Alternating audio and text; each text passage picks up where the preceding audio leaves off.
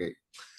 Então, nós vamos iniciar, né, o nosso estudo dessa manhã, a nossa reflexão, melhor dizendo, né, porque doutrina dos espíritos, para mim, significa pura reflexão, né? A gente trazer a doutrina para dentro de nós e procurar saber aonde que ela se coloca, né? Qual é o espaço que ela tem no nosso viver dessa presente reencarnação, né? Porque eu penso que nós temos uma vida e várias existências, várias reencarnações, né? E cada reencarnação, essa individualidade, que é o espírito, assume uma personalidade. E com essa personalidade vai buscando, de alguma forma, amealhar conhecimentos para que a sua asa da moral possa ser evoluída, né? Então, nós começamos nessa manhã, né, nessa linda manhã de outono, como já falamos, né, buscando, mais uma vez, a reflexão em torno do que Paulo de Tarso nos traz como um dos seus ensinamentos, né, que é: Senhor, o que queres que eu faça? Então, a gente pode começar as lâminas. Thelma, não sei quem vai passar as lâminas, os slides. Ok. Nós vamos ficar privados das lâminas, porque eu não sei muito bem tratar com essa parte da tecnologia, né? Meus netos não estão aqui para fazer isso para mim, né? E então a gente hoje fica só na fala, e tanto a Thelma e que eu passei também, né, para aquele outro senhor, tem as lâminas, aí passa para vocês, né? Para depois vocês ficarem sabendo. Então, nós temos aqui uma lição, uma reflexão do nosso querido irmão, né, Paulo de Tarso, e que a gente pode começar assim. O arauto do cristianismo, Paulo de Tarso, oferece-nos oportuna expressão de valiosas reflexões. Como se não bastasse o fenômeno mediúnico provocado por incomensurável energia de amor, o momento crucial para a transformação do antigo doutor da lei tornou-se um dos mais importantes acontecimentos que corroboram na decisão daqueles que têm vontade firme e fé no futuro. O que aconteceu, né? Paulo de Tarso, todos nós conhecemos a história dele, que era Saulo, né? E virou Paulo, era um ferrenho quando Saulo, perseguidor dos seguidores de Jesus, né? E é um romano, e tinha toda uma sede de fazer com que tudo aquilo que Jesus pregava naquele momento não tivesse a validade que teve e que tem até hoje. Então, num dos fenômenos mediúnicos, acontece que Paulo encontra Jesus, né, e que nesse momento, ele praticamente, a luz de que Jesus irradiava ali naquele momento, o torna sem a sua visão, né? E esse fato, que é um fenômeno mediúnico, que foi provocado ali por conta de uma energia de um grande amor, fez com que Paulo se transformasse. Foi um momento crucial da vida desse nosso querido irmão, que depois disso trouxe inúmeras contribuições para nós a partir dos ensinamentos de Jesus, né? E aí Paulo fala, né, Senhor, o que queres que eu faça? Isso não é apenas uma simples pergunta de um servo diante do seu senhor, mas um questionamento a suscitar inúmeras aplicabilidades de um cotidiano de cada um de nós. Então, essa é a reflexão que a gente deve fazer. Se Paulo de Tarso chegou para Jesus e perguntou: Senhor, o que queres que eu faça? É uma pergunta que todos nós devemos fazer praticamente todas as horas, todos os dias, em todos os momentos em que a gente se lembrar dessa passagem do nosso querido irmão. Então, a gente tem sempre que estar atento a isso, né? E perguntar, Senhor, porque isso não é só um questionamento. Ele vai trazer para nós uma série de aplicações no nosso dia a dia, Por conta de quê? Jesus apareceu na Terra há mais de 2000 anos, né? Então, há mais de 2000 anos, nós já entramos em contato com todas essas informações e todos esses conhecimentos que Jesus nos trouxe e ainda continua nos trazendo. E esses conhecimentos, eles já fazem parte do nosso dia a dia, fazem parte do nosso viver, já está lá no nosso inconsciente. E todas as vezes que nós estamos diante de alguma experiência da nossa vivência desse momento aqui na Terra, na reencarnação, nós vamos trazer de lá de dentro do nosso ser essa experiência, essas palavras, esses exemplos que nós viemos ao longo desse tempo todo procurando aplicar a cada um de nós, né? E não é simplesmente um divisor de águas na vida do crente sincero, mas é uma decisão sem volta, né? Porque quando a gente, no processo de rompimento, com as atitudes viciantes que travamos em nossa jornada evolutiva. Então, se nós estamos reencarnados no planeta Terra, que é um planeta dito de provas e expiações, é porque nós não somos boas coisas, né? Nós carregamos conosco vários vícios, várias tentações, vários comprometimentos a nível moral e que precisamos, ao longo de todas as reencarnações que por aí vêm, porque nós teremos outras, precisamos de alguma forma eliminar de dentro de nós esses cânceres da alma.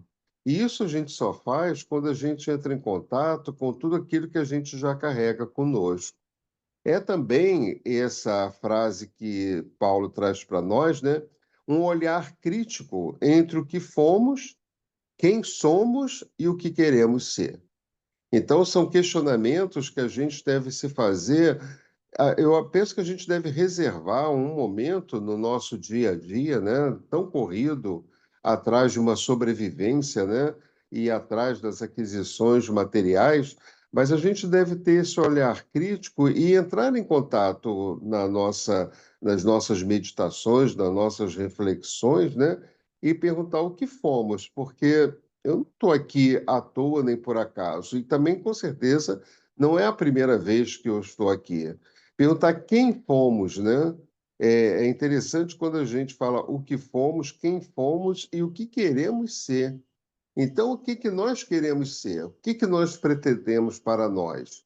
E quando a gente se refere a isso, quando a gente conversa com muitas pessoas sobre isso, a grande maioria fala apenas nas questões materiais, o que elas querem nos quesitos materiais, mas dificilmente alguém fala nas suas questões morais. Não, eu quero eliminar de mim essa raiva que eu guardo, eu quero tirar de mim essa mágoa que eu preservo por uma questão que já aconteceu há muitos e muitos anos. Então a gente vai fazendo essa reflexão, que a gente também constrói um hábito de querer mudar o outro, de querer fazer com que o outro faça esses questionamentos, mas a gente pode fazer nós mesmos, né? E é interessante quando a gente vai lá no Livro dos Espíritos, na primeira questão que Kardec faz aos espíritos, que é Deus, Kardec não pergunta o que é Deus, porque se Kardec tivesse perguntado o que é Deus, ele estaria limitando Deus a alguma coisa.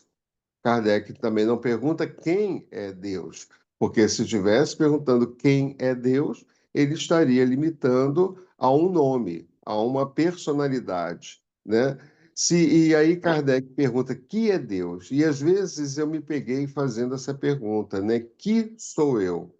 Né? E aí abre-se um leque de proposições muito intensas que às vezes a gente não quer nem entrar em contato, né? Então essa é a questão, não é o que sou eu, quem sou eu, é que sou eu, né?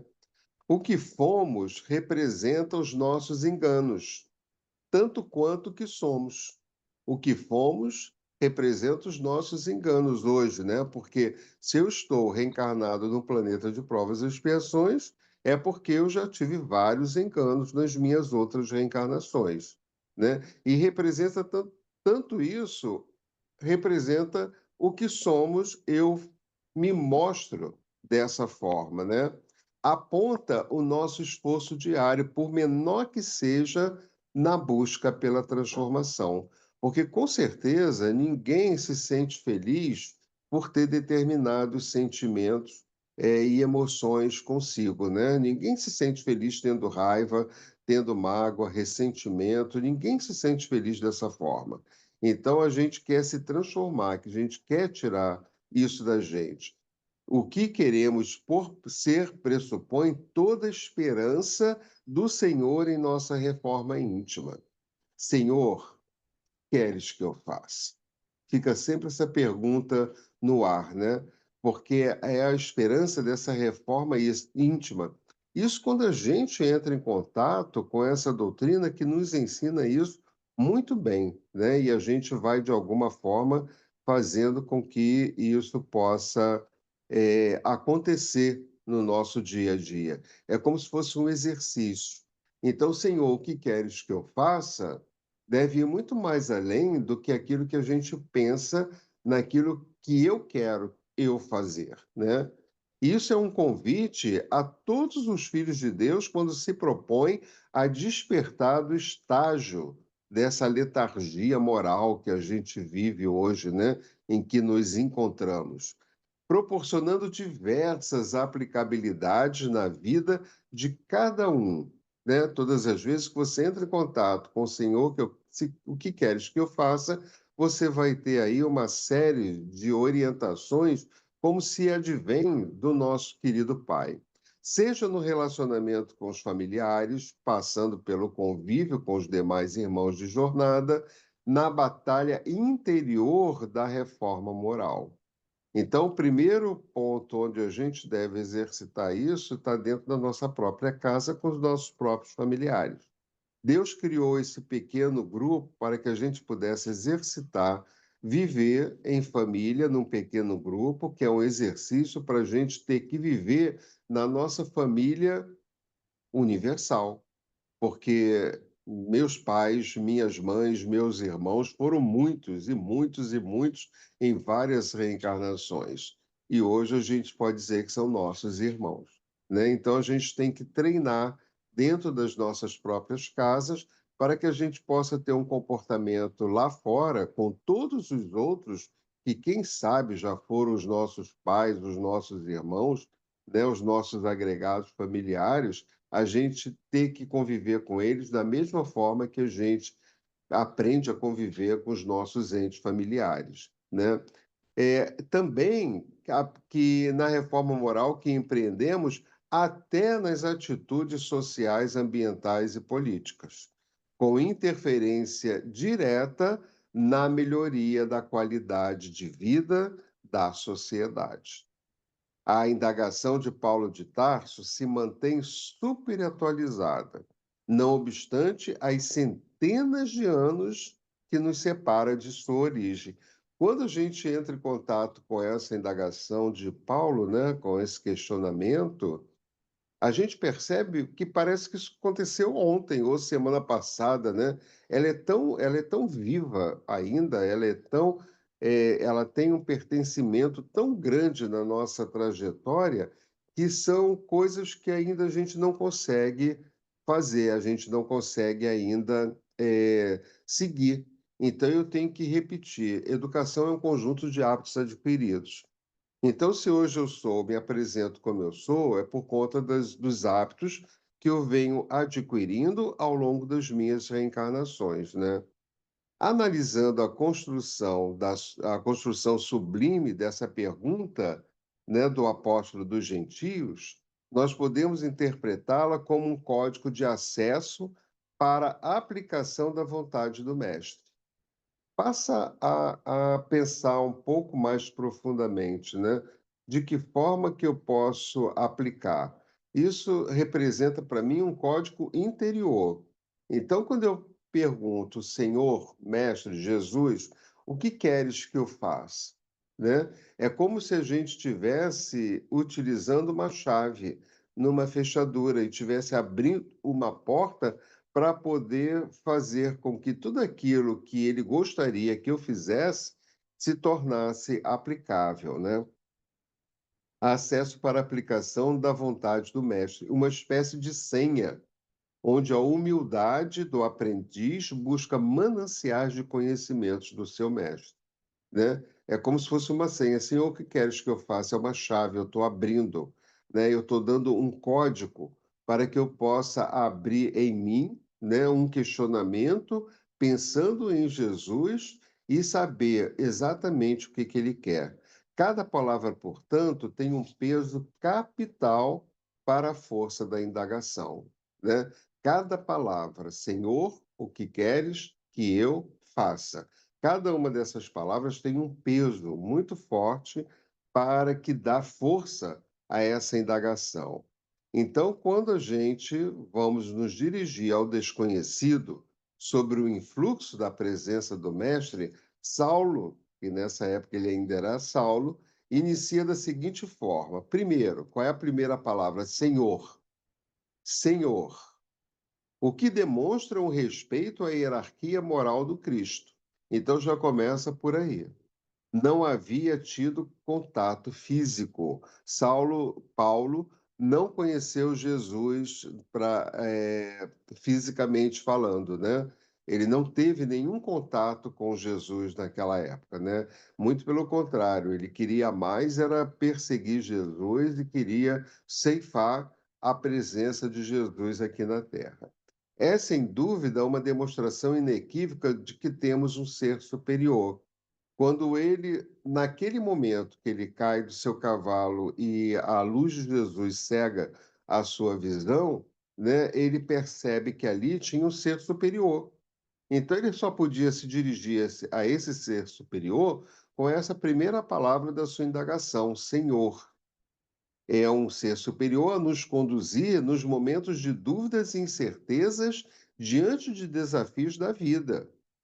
Essa indagação, Senhor, o que queres que eu faça? Ela demonstra para nós todas as incertezas que a gente pode carregar e todas as dúvidas que a gente ainda tem, né? Porque a gente desconhece, apesar de tantos anos terem se passados para nós aqui agora, né, desses ensinamentos de Jesus, nós ainda carregamos muitas dúvidas, nós ainda temos desafios, muitas incertezas, né? E aí Saulo continua e diz, né, que queres? Então, já, Senhor, ele já fizemos a reflexão com essa palavra, porque cada palavra tem seu peso nessa indagação. E aí ele continua: que queres? O que significa que o desejo do bom pastor é soberano.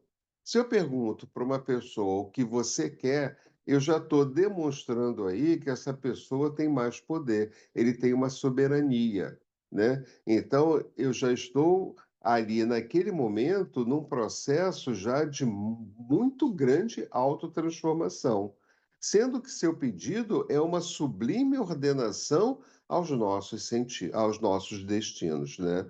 Então, quando ele fala isso, ele está querendo um caminho. Eu sempre tive muito por hábito, né? E depois estudando, isso ficou mais fortalecido ainda no meu entendimento e para mim. E eu sempre pergunto, Senhor, o que queres que eu faça, né?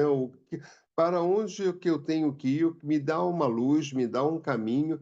E a gente tem que ficar muito atento aos avisos, porque a gente não precisa que Jesus nos jogue fora de um cavalo e também não precisa que cegue os nossos olhos para que a gente possa hoje entender isso.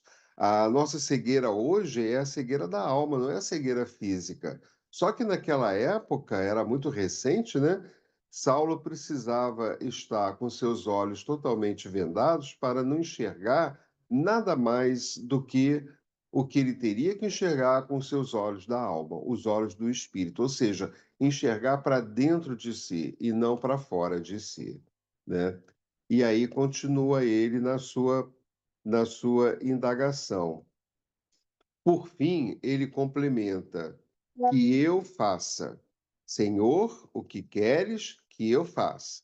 E quando ele fala que eu faça, ele está se oferecendo claramente o entendimento de que Jesus respeita o nosso tempo, né? Jesus respeita o nosso tempo, porque se não fosse assim, a gente não precisava de tantas reencarnações para entender determinadas questões que a gente precisa entender. Jesus também entende os nossos limites e que a tarefa de autotransformação, ela não cabe aos outros, ela não cabe a quem quer que seja, né?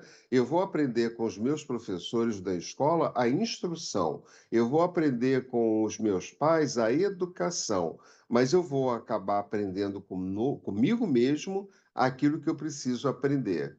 Então, a cada um é dado aquilo que é necessário aprender. Nesse caso, o que queres que eu faça é como se eu estivesse perguntando para esse Jesus que está representado em mim mesmo, no meu interior, né? Não cabe a terceiro, mas a nós mesmos. Apliquemos, pois, né, depois que a gente tem o significado de cada passagem dessa indagação, nós vamos aplicar a nós mesmos essa proposta de Paulo de Tarso nos diversos campos a qual fomos chamados a viver, seja com os parentes difíceis, com as famílias conturbadas, ou no convívio com os superiores profissionais, a exigir-nos o quê? Paciência e tolerância. Olha onde nos leva essa indagação. Depois que a gente faz uma reflexão em torno de cada uma dessas palavras que Paulo de Tarso nos traz para que a gente possa refletir. Então, nos traz, primeiro, que a gente deve cuidar da nossa paciência e da nossa tolerância. E aí, nesse momento, a gente para o que a gente está estudando, o que a gente está fazendo, e faz uma autoanálise da gente mesmo. Numa meditação, a gente pergunta como é que anda a minha paciência, como está a minha tolerância. Será que eu já tenho essa paciência necessária para aquilo que Jesus quer que eu faça, eu possa ter paciência para isso? Será que eu já sou uma pessoa tolerante, que tolero o que o outro faz diferentemente daquilo que eu penso ou gostaria que ele fizesse, né? Então eu passo um bom tempo pensando nessa paciência, nessa tolerância, se elas já residem em mim, ou se residem, qual é a proporção dessa paciência e tolerância no meu ser. Elevemos o pensamento ao mestre e perguntemos o que ele deseja que nós façamos, né? Mais uma vez, Senhor, o que queres que eu faça, né? Que essa é a grande indagação que Paulo de Tarso nos traz para nós. E aí, quando a gente fala em paciência e tolerância, e a gente se vê diante do desconhecido no trânsito caótico das grandes cidades, eu sou exemplo vivo disso, que vivo numa cidade grande, né, no Rio de Janeiro, nos relacionamentos com os amigos, nas disputas de poder em diversos agrupamentos sociais, na pregação doutrinária ou nos movimentos religiosos aos quais estejamos vinculados, apliquemos a proposta do grande divulgador do cristianismo, que é Paulo de Tarso. Calemos toda inquietação inoportuna que nos atrasa o desenvolvimento moral. Acalmemo-nos e indaguemos a Jesus: Senhor, que queres que eu faça? Né? Então, eu vivo aqui numa cidade em que o trânsito é um caos, é um teste muito grande de tolerância e paciência. Então, eu sempre aproveito as experiências pelas quais eu passo para poder fazer uma análise daquilo que eu já carrego dentro de mim, né? E também na casa espírita que eu frequento, que eu trabalho, que no momento que eu dirijo, né, eu também ali exerço essa minha capacidade de ser paciente, de ser tolerante, né? São muitas e muitas e muitas as pessoas, muitas pessoas que passam pela gente e às vezes trazendo os seus ditos problemas, né? Eu acho que a gente não tem problema, acho que a gente tem oportunidade, mas a gente traz esses ditos problemas, né? No sentido de querer se ver livre deles como se fosse no passe de mágica, né? E isso também a gente verifica muito na casa espírita e a gente tem mudado muito essa postura, levando as pessoas a entenderem que as casas espíritas e os médiuns, eles não são milagreiros e a casa espírita não faz milagre. O milagre está dentro de cada um de nós.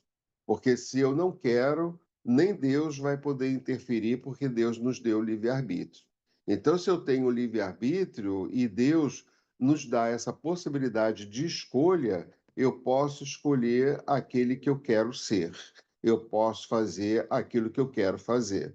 E se eu posso pedir, cansado de fazer o que não devo, de pensar o que não quero, eu posso pedir ajuda de Deus, ajuda de Jesus, aí sim eu terei o concurso deles, porque eu já não quero mais esse tipo de vida que eu venho levando.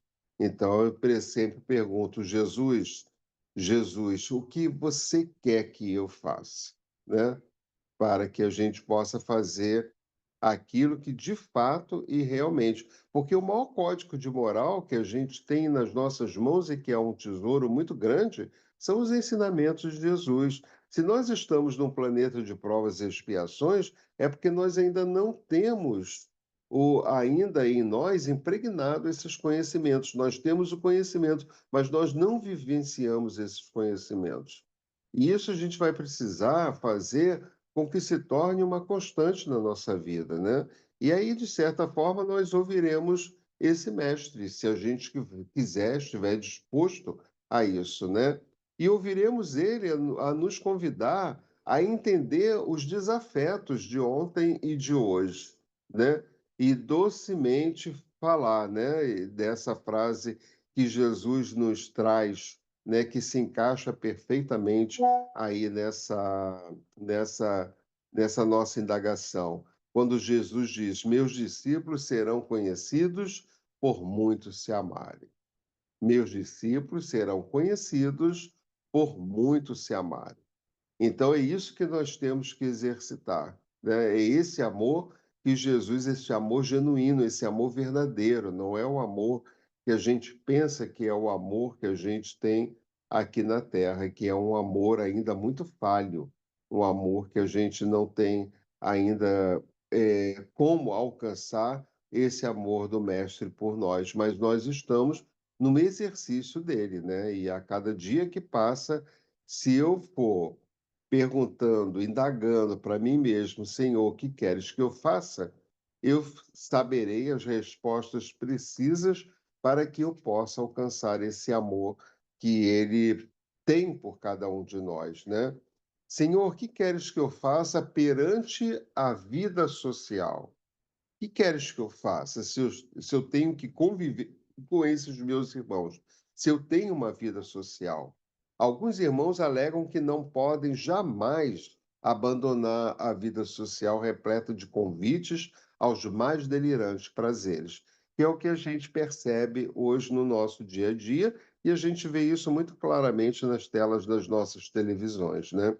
E a gente, pessoas que se recusam, né, de certa forma, a ter que ter um convívio social com o outro de forma totalmente desagregada ao convívio que Jesus quer, deseja para cada um dos seus irmãos, né? Outros, igualmente, declaram que não devem viver as coisas do mundo, isolando-se e condenando todos que buscam curtir a vida, né? Então você tem os dois extremos, os dois polos, né?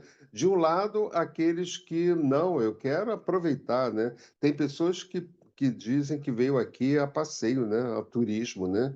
Então não querem saber de nada, querem aproveitar o que a terra em matéria oferece a cada um de nós, e que não é pouca coisa, né? É muita coisa, né? E outros não querem saber de nada disso e vão para as montanhas, vão ser reclusos, vão viver interiormente apenas para si mesmo, né? E aí, na lição, a gente vai observando, né, que o Cristo, observando os argumentos extremistas, que são os dois polos, né, propõe um equilíbrio por meio da aplicabilidade do amor ao próximo. né? Então você não precisa estar isolado do mundo, mas também você não precisa estar totalmente voltado para o mundo. Ao se viver as coisas do mundo, ninguém deve ser rotulado como mundano automaticamente. Do mesmo modo que servir a Jesus não pressupõe uma vida de clausura e contemplação, tá? Então, a gente não deve nem julgar nenhum nem outro, né? Porque cada um está no seu momento, cada um está no seu caminho, e deixar que cada um percebam por si mesmo que, se eles fizerem essa pergunta para eles mesmos, né? Senhor, o que queres que eu faça? Eles vão perceber que eles precisam se voltar para o equilíbrio, né? Nem lá e nem cá, mas um caminho do meio onde eles possam, de certa forma, um dia poder experimentar esse amor infinito que Jesus tem por cada um de nós. Mas, infelizmente, o ser humano não compreende que o equilíbrio na vida, ele representa o convívio com todos. Esse é o equilíbrio da vida, em respeito às diversidades, exercendo com sabedoria o livre-arbítrio. Afinal, mesmo que tudo nos seja lícito, nem tudo nos convém. É outra frase fantástica de Paulo de Tarso, né? Nem tudo que nos seja lícito, nem nos seja lícito, nem tudo nos convém, né? Então é algo que é surpreendente isso, né? Porque eu posso tudo, mas eu não devo determinadas coisas. Então, poder a gente pode tudo. Deus nos deu livre-arbítrio, então eu posso tudo, né? E eu vou começando a experienciar esse equilíbrio à medida que eu vou tendo um convívio com todos aqueles que estão à nossa volta, respeitando as diversidades, né? E eu vou exercer tudo isso com sabedoria. E essa sabedoria representa a utilização do livre-arbítrio de uma maneira adequada, de uma maneira equilibrada, né? Então a gente vai, assim, se o mundo lhe convida à prática do egoísmo, exerça a força contrária. Se você sente naquele momento que você está sendo egoísta, vai para o outro lado, você vai ser solidário e fraterno, porque sendo solidário e fraterno, você vai eliminando dentro de si essa carga egoísta que a gente ainda carrega dentro da gente. Se a vida lhe pede isolamento, evitando contato com aqueles que você julga como pecadores, entre aspas, faça igualmente a ação inversa. Pelo exemplo no bem e na caridade, vá ao encontro deles e, sem julgamento, ofereça a mão, né? eh, Faça igualmente a ação inversa. Pelo exemplo do bem e na caridade, vá ao encontro deles, né? E, sem julgamento, ofereça a mão, resgatando-os das trevas, sem a pretensão de considerar-se salvadores. E é muito importante quando ele fala aqui, né? Sem julgamentos. Ofereça a mão. Não importa o que o outro fez, deixou de fazer, se é isso, se é aquilo. Ofereça as mãos. E esse oferecer as mãos, dificilmente alguém não aceita, porque ninguém quer viver na miséria, ninguém quer viver na tristeza, no sofrimento. Então, se aparece alguém que lhe estende a mão, esse alguém vai assegurar a sua mão, né? E dessa forma, vamos resgatando essas pessoas das trevas, assim como fizeram conosco, né? E não é por isso que eu vou me tornar um salvador, né? Não é por isso que eu vou ser um salvador. Eu vou apenas exercer aquilo que Jesus demanda para cada um de nós, né? Como antes, o mundo de hoje será sempre o que se desejar. Será o ambiente para a perdição de muitos irmãos, oferecendo a porta larga para a vaidade, o orgulho, a arrogância, a prepotência e todos os tipos de vício. Porém, igualmente é o campo fértil para o exercício da caridade, do amor e do perdão. Da mesma forma que você encontra tudo de ruim, você também encontra tudo de bom. A opção é sua, o livre-arbítrio é seu. A escolha é sua. Para onde é que você vai transitar? Dependerá, portanto, da sua força produtiva no bem, que liberta, ou no mal, que escraviza. E é uma verdade, né? Quando a gente não está agindo de uma forma correta, a gente se sente prisioneiro àquela forma, né? E quando a gente está exercendo alguma coisa que é para o bem, a gente se sente livre, liberto, dá prazer, né? Dá uma sensação de harmonia muito grande. O que depreendemos disso é que a vida ensina inúmeras vezes, tantas quanto forem necessárias, daí as reencarnações, o caminho para o homem ser diferente e ser melhor.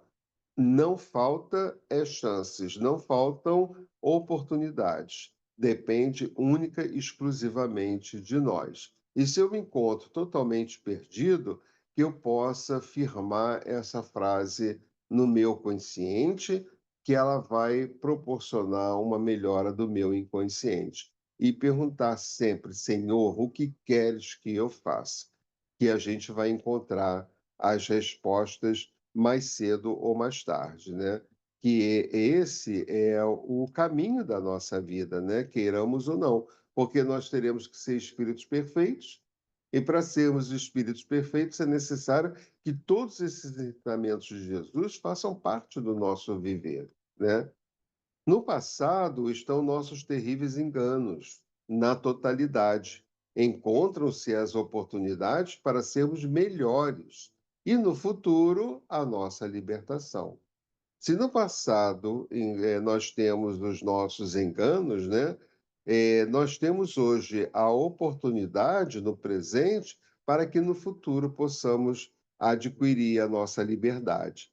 Na vida social, portanto, podemos ser aquilo que o mundo determinar que seja. Ou seja, a gente é que vai escolher. O que eu quero? Ser escravo dos vícios e dos prazeres, ou ser livre, bondoso, respeitoso, amoroso, fraterno, solidário, ético, íntegro, caridoso e amigo, como Jesus pede? Olha quanto exercício a gente tem para fazer, né? Vício dos prazeres, ou ser livre, bondoso. E aí, cada palavra dessa, eu vou perguntando para mim mesmo, como anda o meu nível de bondade, né? Respeitoso. Se tem alguma situação em que eu faltei com respeito a quem quer que seja, amigo, né? Caridoso, íntegro, solidário, ético, né? Então, isso que Jesus pede para nós, que sejamos assim, Senhor, o que queres que eu faça? Seja fraterno, seja solidário, seja ético, íntegro, caridoso, né? Assim, podemos ser a tempestade severa a provocar destruição sem piedade. Ou pode ser a árvore frondosa que alimenta e oferece sombra. O que eu escolho? A tempestade que vai devastar, ou a árvore que vai nos dar sombra e alimento, né? Poderemos optar também pelos de ser o rio caudoso, aquele rio que transborda. Nós estamos cansados de ver aqui nas nossas cidades brasileiras, né? Até nos outros países também, né? Quando chove bastante, os rios transbordam, ser o rio caudaloso e traiçoeiro, ou a rocha que segura, que as águas ferozes não conseguem mover. Então, o que eu serei, né? Eu vou me deixar levar, né, pelas enchentes, você esse rio caudaloso que vai fazer essa desgraça, né, a tantas e tantas famílias, ou você aquela pedra firme, aquela rocha que a água não consegue remover? Se preferir, pode ser o calor escaldante. Também pode escolher ser o orvalho da manhã. Então a opção é nossa, né? O que nós queremos da nossa vida, né? E aí, diante, pois, dos que aproveitam a vida de forma irresponsável, tanto quanto aqueles que se isolam do mundo buscando a contemplação, eleva o pensamento ao mestre do amor, pedindo equilíbrio para melhor decidir. E como é que eu faço isso? Perguntando: Senhor, o que queres que eu faça? Né? E se insistir nisso, né? Porque a gente vai descobrir as nossas respostas. Senhor, o que queres que eu faça frente à arrogância e à prepotência? Se eu sou ainda uma pessoa arrogante, prepotente, qual é a recomendação? O que queres que eu faça? Tudo na vida passa. A cada instante somos movidos, quer queiramos ou não. Há sempre o progresso, há sempre a Terra não para, ela está girando. E a gente também não para, a gente não retrograda, a gente estaciona ou vai em frente, mas esse estacionar hoje é praticamente quase impossível, porque a gente está sendo compelido, a gente está sendo empurrado, queiramos ou não, para frente. Não obstante, a maioria dos homens desejam permanecer como está, né? É que não, tá tudo muito bom, tá bom assim. Não, não quero mais isso, tá ótimo. Não, tá ótimo. E estaciona ali, não quer saber de ir para frente, né? Todos os homens e mulheres que se julgaram poderosos um dia não passam agora de personagens assombrados na história. Os atuais irmãos arrogantes e prepotentes, anônimos ou conhecidos, que pululam no dia a dia, igualmente passarão. Isso é um estágio da nossa vida. Nós não seremos arrogantes até a eternidade, né? Isso nós estamos arrogantes, nós não somos arrogantes, né? E isso com certeza vai ter que passar um dia. Agora, de que forma? Aí é que cada um vai ter que decidir e definir para si de que forma que isso vai acontecer, né? É o ciclo da vida que também os alcança. Ainda estão mergulhados na cegueira da vaidade, despertando hoje ou mais adiante para as verdades espirituais. O mundo, em todos os tempos, em todas as épocas, sempre ofereceu largos convites para aqueles que fizeram da arrogância e da prepotência suas companheiras.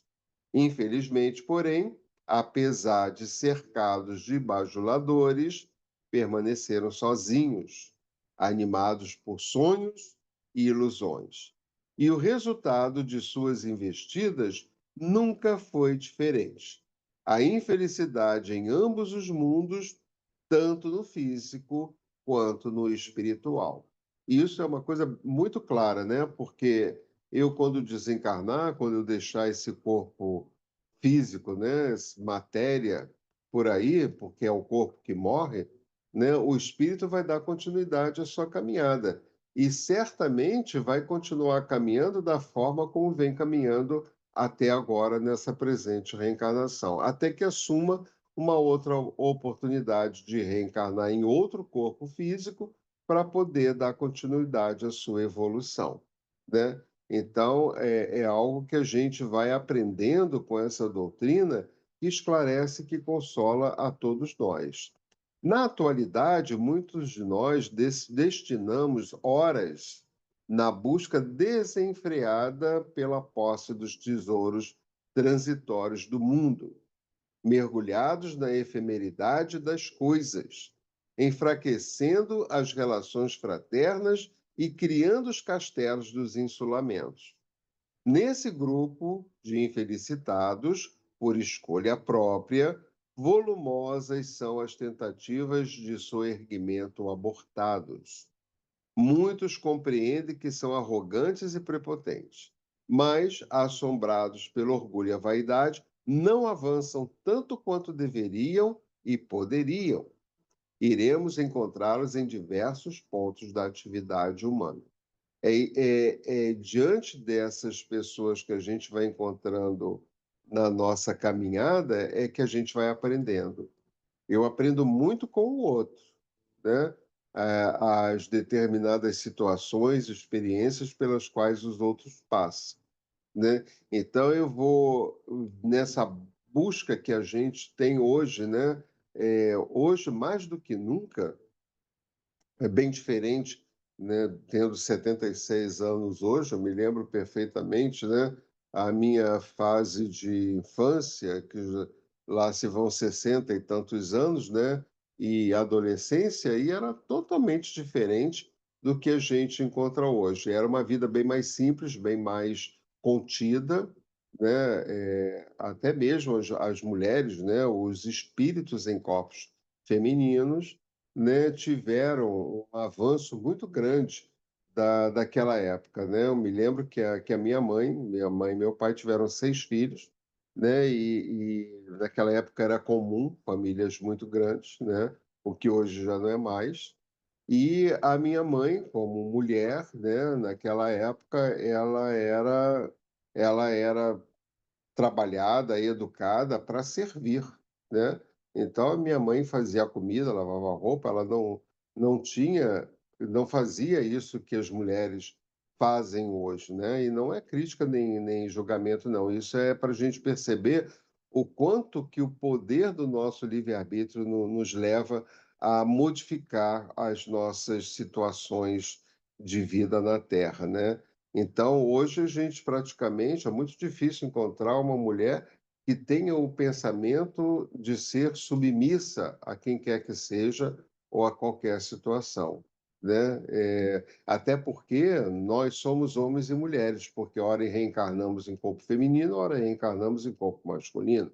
Então a gente vai experienciando todas essas experiências, tanto na parte emotiva daquele que é masculino, daquela que é feminino, né? Então é surpreendente como Deus, né, faz e fez as coisas de uma forma tão incrível, né?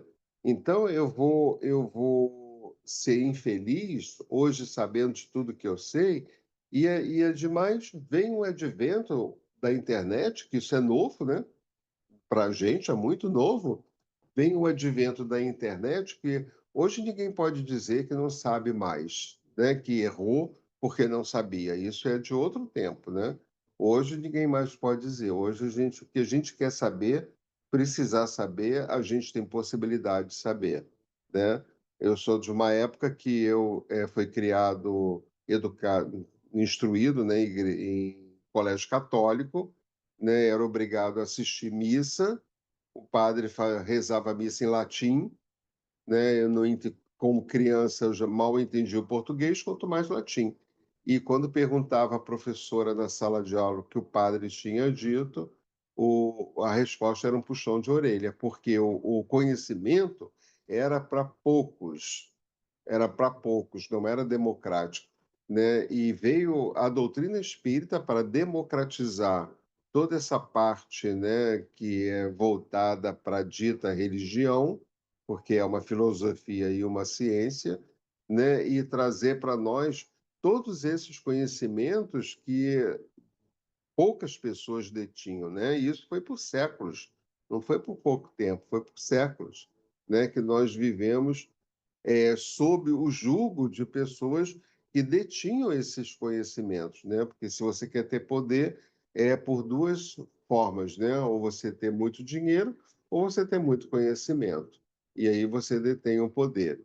Sendo que se a gente está num planeta de provas e expiações, a tendência é você ter poder por conhecimento, mas para o mal, e por dinheiro também para o mal, né? Nunca para facilitar a vida das pessoas, e sim para prejudicar.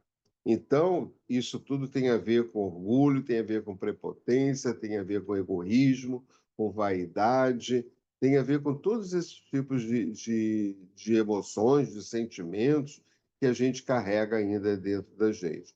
E Jesus vem para nos dar, né, esses ensinamentos tão fantásticos que modifica totalmente a nossa caminhada, né, as nossas caminhadas, né?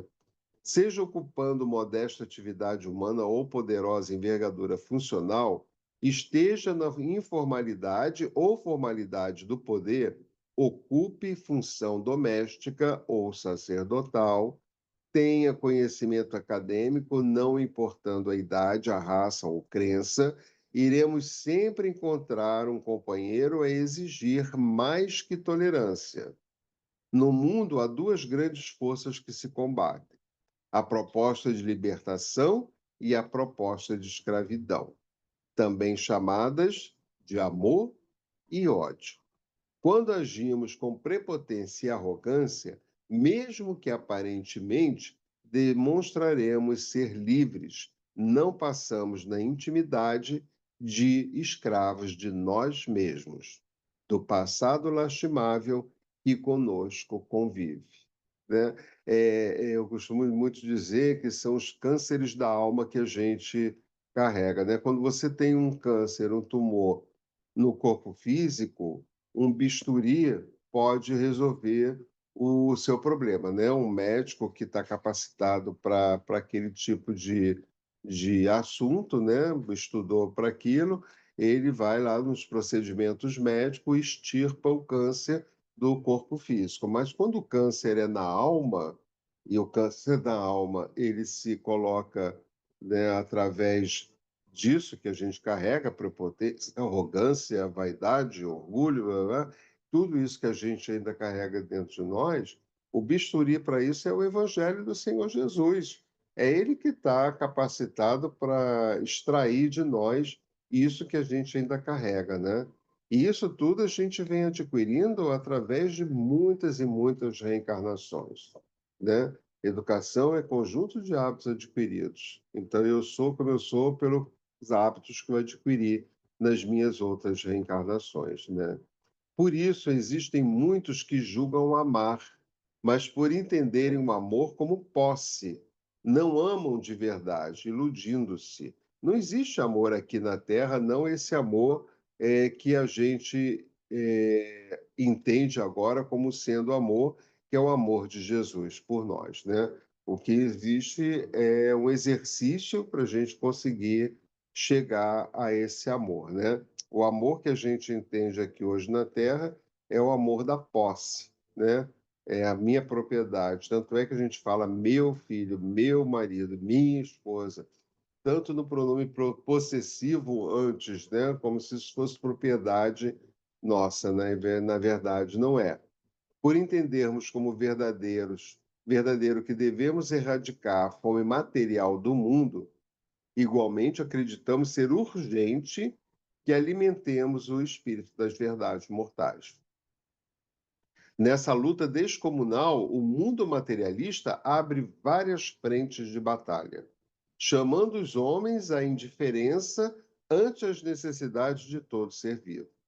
Há irmãos que mergulham nas mais complexas teorias científicas, mapeando com habilidade o DNA, mas olvidam que o código divino da vida pede, acima de tudo, a aplicação do amor ao próximo como a si mesmo.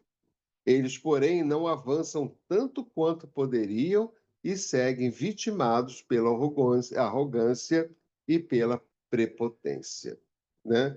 Então, o homem já vai à Lua e ainda há fome na África, em vários lugares, aqui no Brasil, né? E o homem já vai à Lua. E a pobreza, muita gente ainda morre por inanição, né? E se gasta bilhões, né, para o homem poder ir passear na Lua, né? Enquanto isso, aqui na Terra, muitos milhões morrem de fome, né? Então é algo que a gente tem que parar para pensar, né? Os líderes de quase todas as nações, com raras exceções, elegem-se prometendo a transformação de realidade, mas uma vez no poder, isso acontece a todo momento, envenenam-se pela ganância e arrastado pelas teias sutis do poder e a todo custo promovem estratégia que visam a manutenção dos seus interesses. Onde estão os ensinos de Jesus sobre liderança, fraternidade, respeito ao próximo, amor, solidariedade, perdão das ofensas? Então, antes de você atingir, né, um cargo de poder, você promete mundos e fundos, né? Tudo de bom.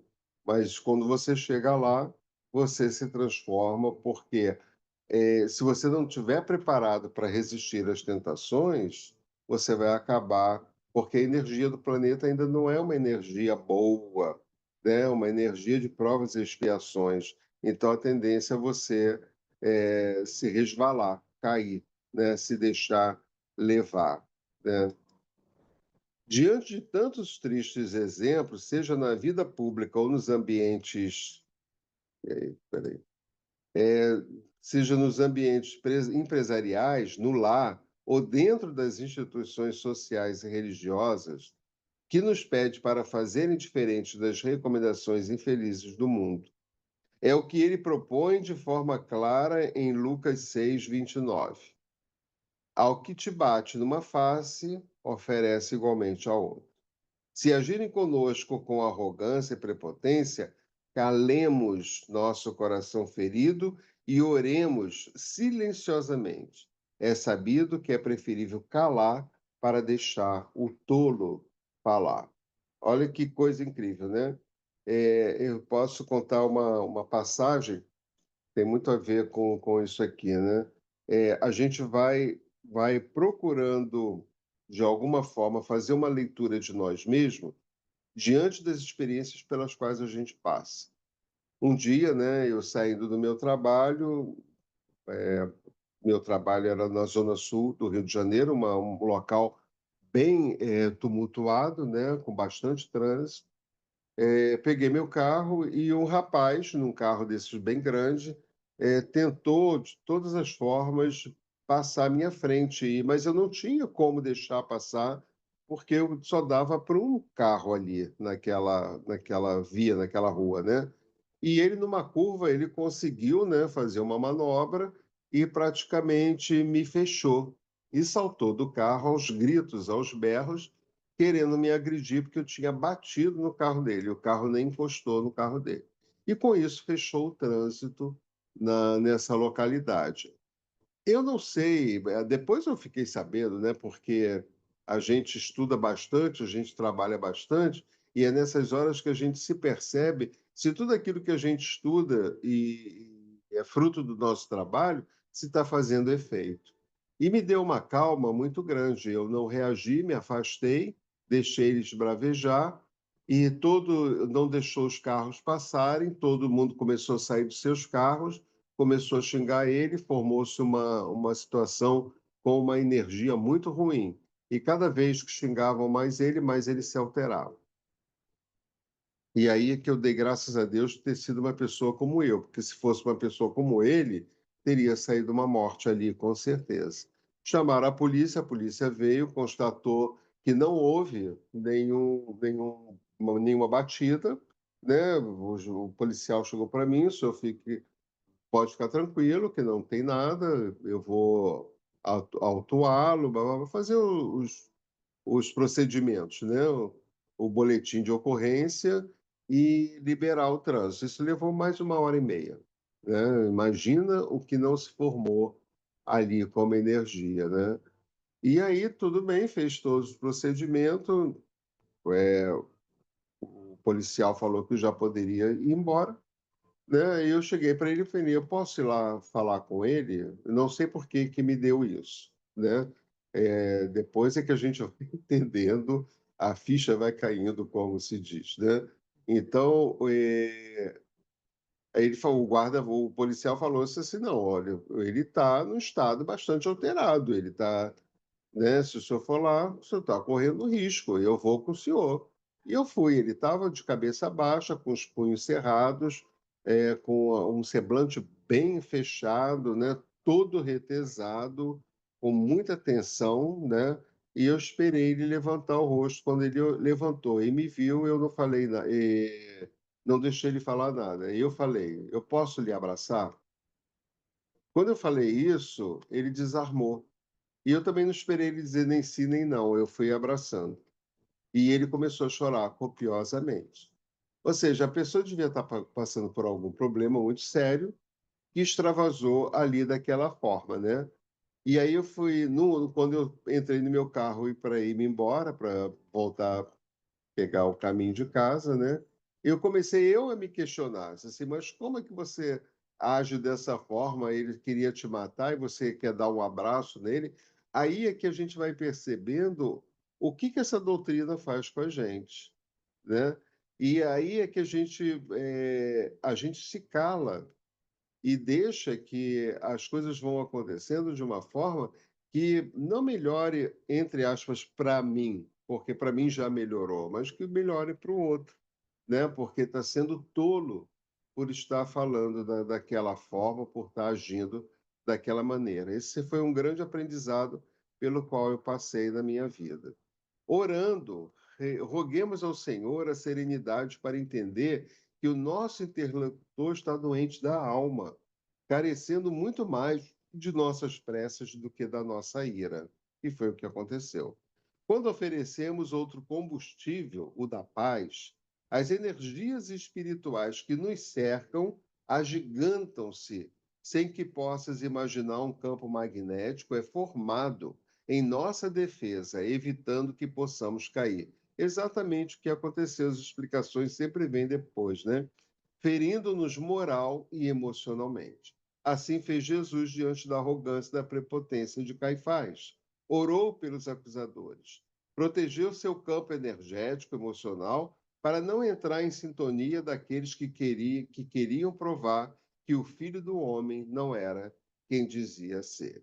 Então, é nesses momentos das nossas aflições que a gente busca aquilo que a gente aprende. Vai lá no inconsciente, porque já está tudo lá. Porque se eu sou filho de Deus, e Deus é paz, luz, amor, é tudo de bom eu tenho em mim.